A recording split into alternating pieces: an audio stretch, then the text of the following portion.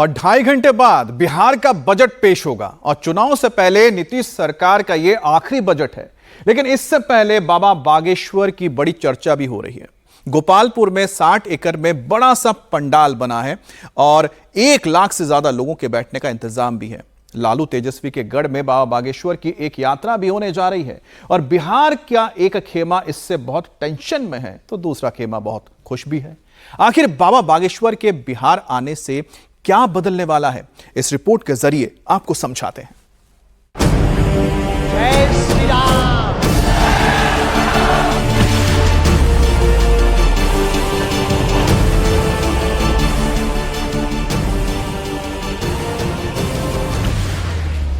बिहार में किसकी बहार, 25 में किसकी सरकार। बाबा बागेश्वर चले बिहार, लालू के गढ़ में भरेंगे हुंकार। करो भव्य दिव्य तैयारी बिहार वालों, 6 मार्च से 10 मार्च तक रामनगर गोपालगंज बिहार में आ रहे हैं मुकद्दरधारी। हिंदू राष्ट्र के पोस्टर बॉय धीरेन्द्र शास्त्री बिहार में बहार लेकर आ रहे हैं। गोपालगंज में बाबा बागेश्वर 5 दिन हनुमंत कथा सुनाएंगे। रामनगर के राम जानकी मंदिर में उनका दरबार सजेगा। 60 एकड़ में भव्य पंडाल तैयार किया जा रहा है। बाबा बागेश्वर के निवास से मंच तक ग्रीन कॉरिडोर बनाया जा रहा है। बिहार वालों को बड़ी खुशखबरी देना चाहते हैं। हम आपके साथ 5 दिन तक रहेंगे। पूज्य परम पूज्य श्री हेमकांत शरण जी महाराज की सानिध्यता में श्री राम जानकी मठ, जो कि रामनगर गोपालगंज बिहार में है, वहां 6 मार्च से 10 मार्च तक 5 दिवसीय हनुमान जी पर चर्चा होने जा रही है। हमें सौभाग्य मिला है कथा करने का। हम एक बार पुनः बिहार में बहार लेकर, बिहार में काबा बागेश्वर बाबा, ये चर्चा लेकर के हम पहुंच रहे हैं। हमारे बड़े ही प्रिय बागेश्वर बालाजी के प्रिय शिष्य श्री अजय राय जी, जो प्रमुख सेवक हैं, उनके यजमानत्व में वह इस कथा का आयोजन के मुख्य यजमान के रूप में सेवक रहेंगे। राम जानकी मठ में धीरेन्द्र शास्त्री रोजाना 3 बजे से 7 बजे तक 4 घंटे हनुमान जी और राम जी की कथा सुनाएंगे। 5 मार्च को बाबा बागेश्वर के कार्यक्रम की शुरुआत राम जानकी मठ से लखराव शिव मंदिर तक हिंदू एकता यात्रा से होगी।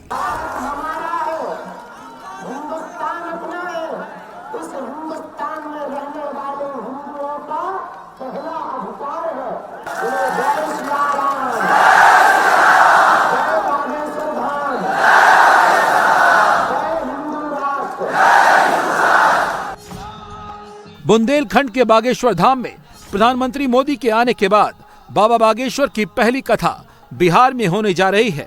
बिहार में बाबा बागेश्वर के फैन फॉलोइंग्स लाखों में है। बागेश्वर धाम की लिहाजा अंदाजा लगाया जा सकता है कि बाबा का अंदाज वही पुराना और तेवर पहले से ज्यादा तीखे होंगे। पूज्य श्री बद्रीनाथ वाले महाराज जी की। कट्टर हिंदू का मतलब जो सड़क पर उतरने में बुज़दिली न रखे, दबंग हो, पर किसी दीनहीन पर अत्याचार ना करे। सिर्फ इसीलिए दबंग हो, इसलिए दिल में दबंगई हो उसके। दबंग का मतलब गुंडागर्दी वाला नहीं, दबंग का मतलब दिल से दबंग हो कि हिंदुत्व के लिए बुलंद आवाज रख सके, हिंदुत्व के लिए जी सके, हिंदुत्व के लिए मर सके और हिंदुत्व के लिए आवाज लगा करके लोगों को बुला सके। ऐसे 100 करोड़ हिंदुओं में 1 करोड़ हिंदू जिस दिन सड़कों पर उतरने लगेंगे, देश के टुकड़े करने वाले, देश और हिंदू और हिंदुत्व को मिटाने वाले इस देश को छोड़ के भाग जाएंगे। उनके कट्टरवाद और हमारे कट्टरवाद में जमीन आसमान का अंतर है। उनके कट्टरवाद में हिंसा है, हमारे कट्टरवाद में अहिंसा है। उनके कट्टरवाद में दूसरे धर्म के व्यक्ति को मजहब में बदलने की बात करते हैं और हमारे कट्टरवाद में सिर्फ अपनी रक्षा की बात करते हैं। बाबा बागेश्वर के बिहार आने से पहले ही विरोधी कैंप में बेचैनी बढ़ गई है। लालू के गढ़ में खलबली मच गई है। हिंदू राष्ट्र, कट्टर हिंदू, जात पात, वक्फ बोर्ड, कास्टिज्म, राष्ट्रिज्म जैसे नारे लगाकर बाबा एक लहर पैदा करते हैं। वो लहर सियासत में गहरा असर दिखाती है, चुनाव में गेम बदल देती है। इसीलिए लालू बेचैन है। जय श्री राम। और बाबा बागेश्वर के गोपालगंज में कदम रखने से पहले तेजस्वी की सरकार बनने का दावा ठोककर अपने वोट बैंक को एकजुट करने की कोशिश कर रहे हैं। सर्वे में तेजस्वी जी को बहुत आगे दिखाया जा रहा है, नीतीश से आगे। तो क्या लग रहा है, सरकार एकदम बनेगी? तेजस्वी जी को बहुत आगे दिखाया जा रहा है, 41% और नीतीश को 18%।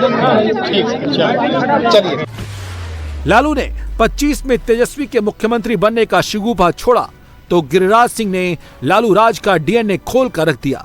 90 के दशक में बिहार पर एक छत्र राज करने वाले लालू राज का डीएनए गिरिराज सिंह ने क्या बताया? लूट, बलात्कार, डकैती, फिरौती, आगजनी।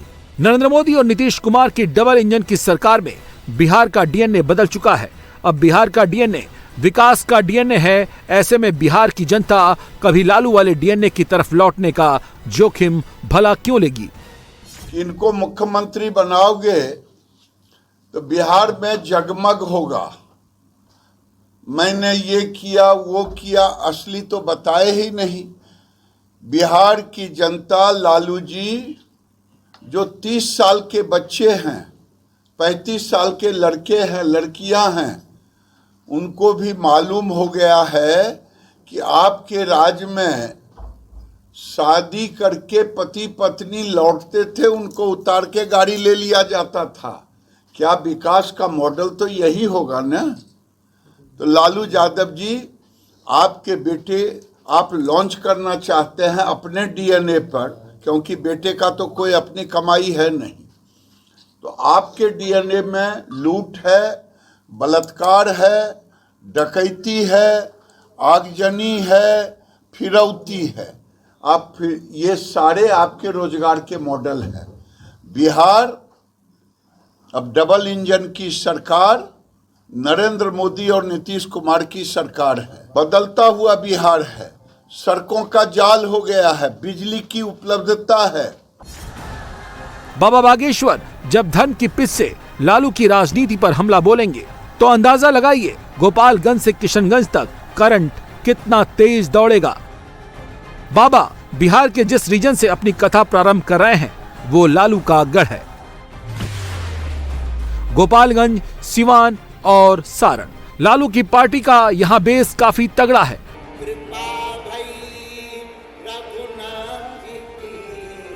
बाबा बागेश्वर जब कथा के जरिए जात पात की राजनीति पर हमला करेंगे तो लालू को अपना बेस वोट बैंक संभालना मुश्किल होगा। ये वही इलाका है जहां से भर भर कर कुंभ में ट्रेनें आ रही थी। मतलब हिंदुत्व का करंट अभी बना हुआ है। बाबा बागेश्वर के आने से वो फिर चार्ज हो जाएगा। जब तक इस देश में कास्टिज्म के नाम पर रोटियां सेंकी जाएंगी तब तक राष्ट्रिज्म बहुत शून्य रहेगा। कास्ट से ज्यादा जरूरी राष्ट्र होना चाहिए। ये मनोयोग में जिस दिन नेताओं के भर जाएगा, देश विश्वगुरु बन जाएगा। आप सनातन की बात करते हैं, हिंदू राष्ट्र की बात करते हैं, कास्ट को खत्म करने की बात करते हैं। नहीं, हमने फिर कहा हाँ, जातियों को भेदभाव को खत्म करने की जब बात करते हैं तो राजनीतिक विपक्षी दल कहते हैं आप बीजेपी की पिच पर बैटिंग कर रहे हैं। नो, किसी एक पार्टी का थोड़ी है हिंदू राष्ट्र का मुद्दा। वो तो ये इसी तरीके से देखते हैं। देश के 100 करोड़ हिंदुओं का मुद्दा है।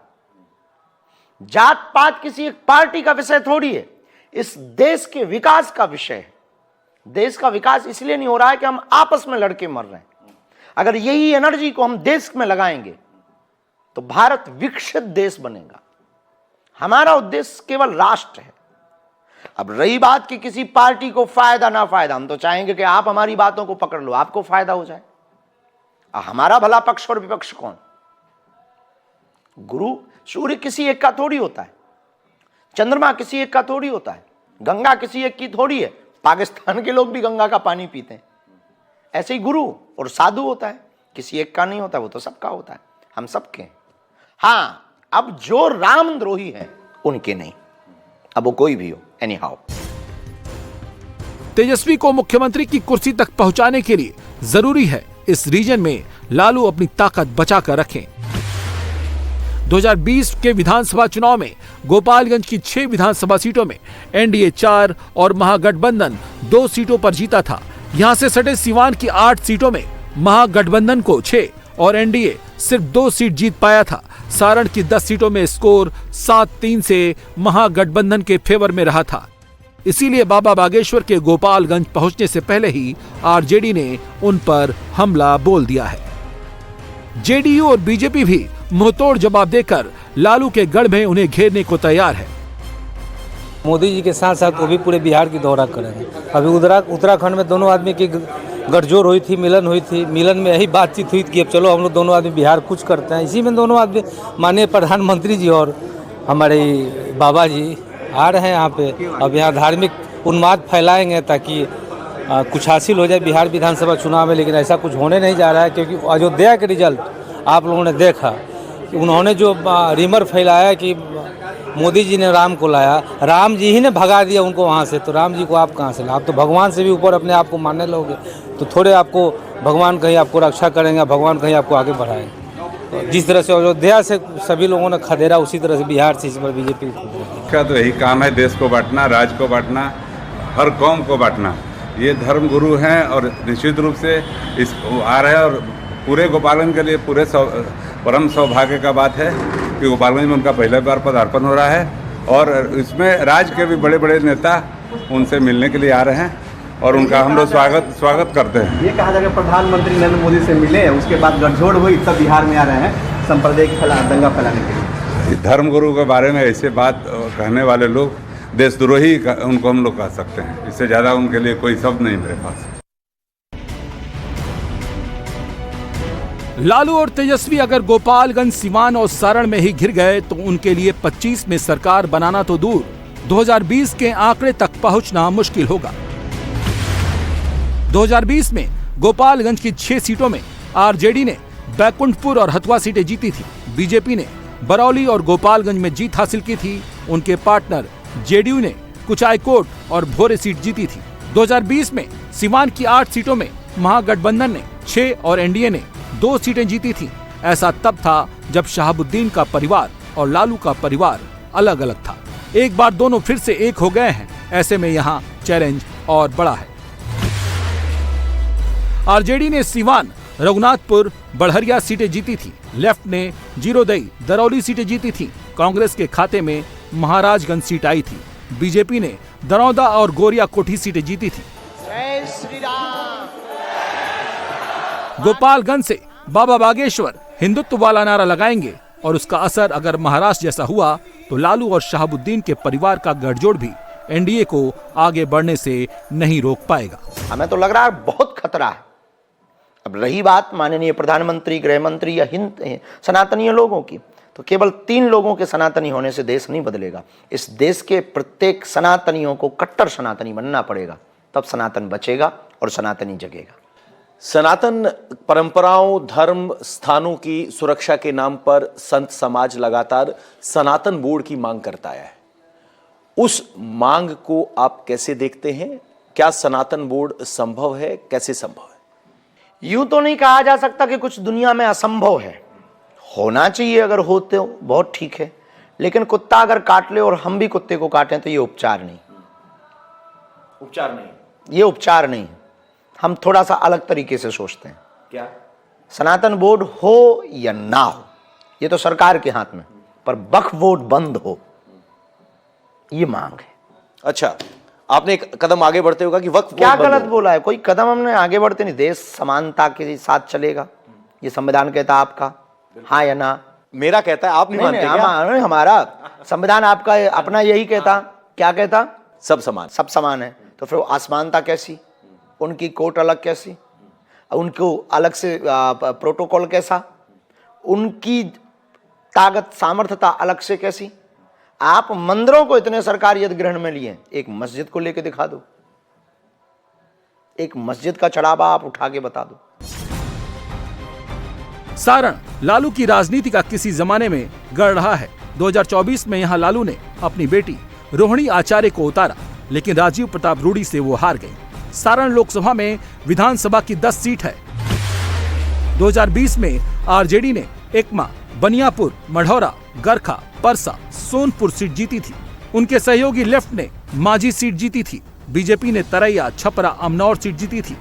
लोकसभा में लालू अपना गढ़ रिवाइव नहीं कर पाए थे। विधानसभा में पुराना परफॉर्मेंस दोहराने की चुनौती तेजस्वी के सामने है। वो बीजेपी से ज्यादा नीतीश पर हमलावर है। कोशिश है कि एंटी इनकम्बेंसी फैक्टर को और बढ़ाकर जीत हासिल कर ले। माननीय मुख्यमंत्री जी अब लायक योग्य नहीं रह गए हैं मुख्यमंत्री के पद पर, बिहार चलाने लायक। जिस हिसाब से उनकी क्रेडिबिलिटी है गिरती जा रही है, छवि खराब होती जा रही है। अब बिहार की जनता जो है खटारा गाड़ी नहीं चलाना चाहती है। अब बिहार की जनता नया गाड़ी जो है पे सवार होना चाहती है। बिहार में लालू और तेजस्वी के पास 17% मुस्लिम और 14% यादव का वोट है। नीतीश के पास ओबीसी, ईबीसी, महादलित, मुस्लिम, सवर्ण सबका चंक है। साथ में नरेंद्र मोदी की जीत दिलाने वाली गारंटी है। 2020 में नीतीश को सबसे बड़ा डेंट चिराग पासवान की वजह से लगा था। अब की बार चिराग खुलकर नीतीश के साथ हैं और तेजस्वी पर हमलावर है। मतलब एनडीए के सभी पार्टनर में जबरदस्त सिंक दिख रहा है।